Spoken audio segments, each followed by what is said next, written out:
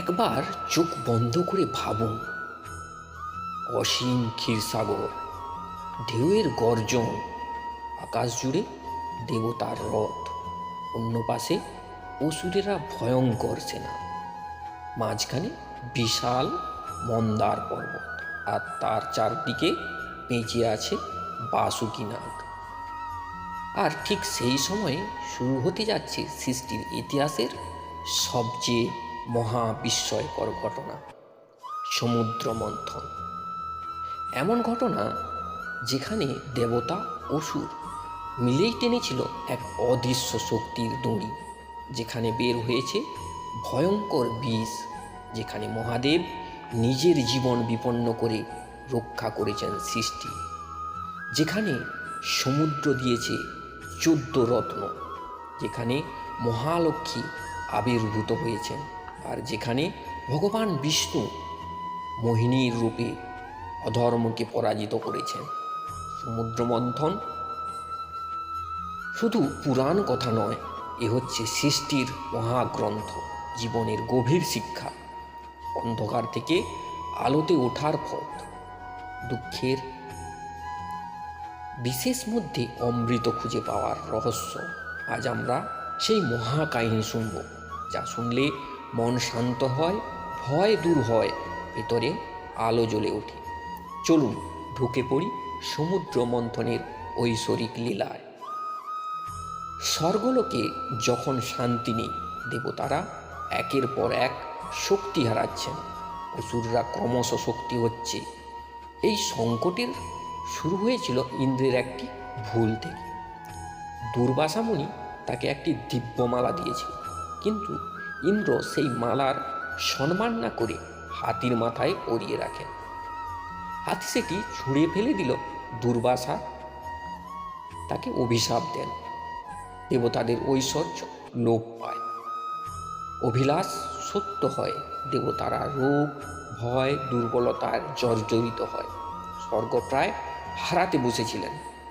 তারা ব্রহ্মা ও বিষ্ণুর কাছে তখন গেলেন। শক্তি ফিরে পেতে চান অমৃত। সেই অমৃত আছে ক্ষীরসাগরের অঘোর গভীরে, তাই করতে হবে সমুদ্র মন্থন। দেবতারা অসুরদের সঙ্গে দেখা করলেন। অসুররা তখন গর্গে অহংকারে জ্বলল। দেবতারা প্রস্তাব দিলেন, চলো সমুদ্র মন্থন করি, যা উঠবে ভাগ করে নেব। অসুররা শুধু অমৃতের লোভ রাজি হয়ে গেল। তারা ভাবল, শক্তি তো আমাদের বেশি, অমৃত একবার হাতে পেলে দেবতারা শেষ। এভাবেই দেব অসুররা একসাথে হলো এই সমুদ্র মন্থনের প্রস্তুতি। সমুদ্র মন্থনের জন্য চাই মন্দার পর্বত হচ্ছে মন্থনদণ্ড, বাসুকি নাগ হচ্ছে রশি, বিষ্ণু সমগ্র ঘটনার তত্ত্বাবধায়ক, আর ব্রহ্মা সৃষ্টির সামঞ্জস্য রক্ষাকর্তা। দেবতারা পর্বত তুলতে গেলে তখন তার ওজন এত বেশি হয় যে তুলতেই পারলেন না। তখন ভগবান বিষ্ণু কচ্ছপ অবতারণ ধারণ করলেন। শ্রী কুর্ম দেবতা, তিনি বিশাল আকার হয়ে সমুদ্রে শয়ন করলেন, আর তার পিঠের উপরে রাখা হলো মন্দার পর্বত। এভাবে তৈরি হলো মহামন্থনের যন্ত্র। অসুররা ধরল বাসুকির মাথা, কারণ তাদের অহংকার। দেবতারা ধরল লেজ, কারণ তারা বিনয়। প্রথম দড়ি টানে বাসুকি প্রচণ্ড বিষাক্ত ধোঁয়া ছাড়তে লাগলো। অসুররা সেই ধোঁয়া গিলে দুর্বল হয়ে পড়তে লাগলো, তবুও টানতে ছাড়ল না। পর্বত ঘুরছে, সমুদ্র দুলছে, আকাশ বাতাস কাঁপছে। সমুদ্র থেকে উঠল আগুন, ধোঁয়া, বিভীষিকা, আলো, ঝড়। এ যেন সৃষ্টির নতুন সূচনা। সমুদ্র মন্থনের প্রথম ফল হলো কোনো রত্ন নয়, বরং সবচেয়ে ভয়ঙ্কর হলাহল বিষ। এই বিষ এত শক্তিশালী যে নিঃশ্বাস নেওয়া অসম্ভব। জল আগুনের মতো উত্তপ্ত হতে লাগলো, আকাশ কালো হয়ে গেল, সৃষ্টি ধ্বংসের পথে। দেব অসুর সবাই ভয় পেয়ে ছুটোছুটি করতে লাগলো একই আশ্রয়ে, মহাদেব শঙ্কর। মহাদেব তখন হেসে বললেন, জগৎকে বাঁচাতে হলে আমাকে পান করতে হবে। শিব সেই ভয়ঙ্কর বিষ পান করলেন। তার গলা নীল হয়ে গেল, বলেন নীলকণ্ঠ। পার্বতী দেবী তার গলা চেপে ধরলেন যাতে বিষ তার শরীরে নিচে নেমে না যায়। আজ পৃথিবী আছে, আমরা আছি শুধু মহাদেবের এই ত্যাগের কারণে। বিষের পরে সমুদ্র দিল আশীর্বাদ।